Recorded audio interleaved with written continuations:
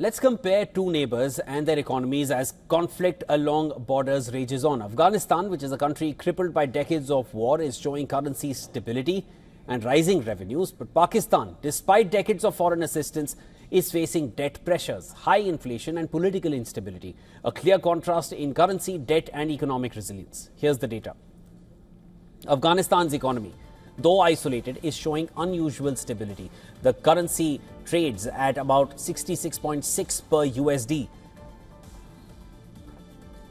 But when we look at the Pakistani rupee, it is trading at roughly 280 per USD. That is, $1 is equivalent to 280 Pakistani rupees. World Bank data shows increased supply of goods and Afghan revenue collection has risen 11%, exceeding its target by 3%. Inflation is largely contained due to controlled imports and a cash-based economy. Pakistan, in contrast, continues to battle one of South Asia's weakest currencies, persistent inflation and political volatility that keeps investors away. The contrast is stark. Afghanistan remains stable despite the end of humanitarian aid, while Pakistan struggles despite receiving it for decades.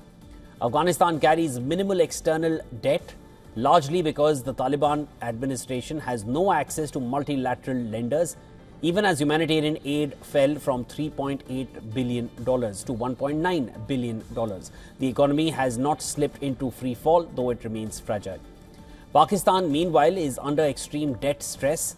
Deputy Finance Minister Ali Parvez Malik says that Pakistan must repay $100 billion in 4 years, nearly 10 times more than the country's $9.4 billion in reserves.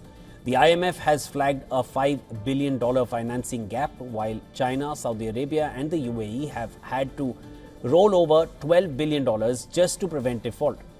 This is one of Pakistan's most severe external debt crises in decades. Afghanistan is trying to reduce its reliance on Pakistan. Trade with Central Asia has grown to $1.7 billion, though mostly imports. But structural challenges, they persist. High tariffs, unfinished railway links and lack of recognition block large-scale expansion. Pakistan still offers the cheapest and fastest access to seaports for Afghan traders, yet repeated border closures and clashes have pushed Kabul to seek alternatives.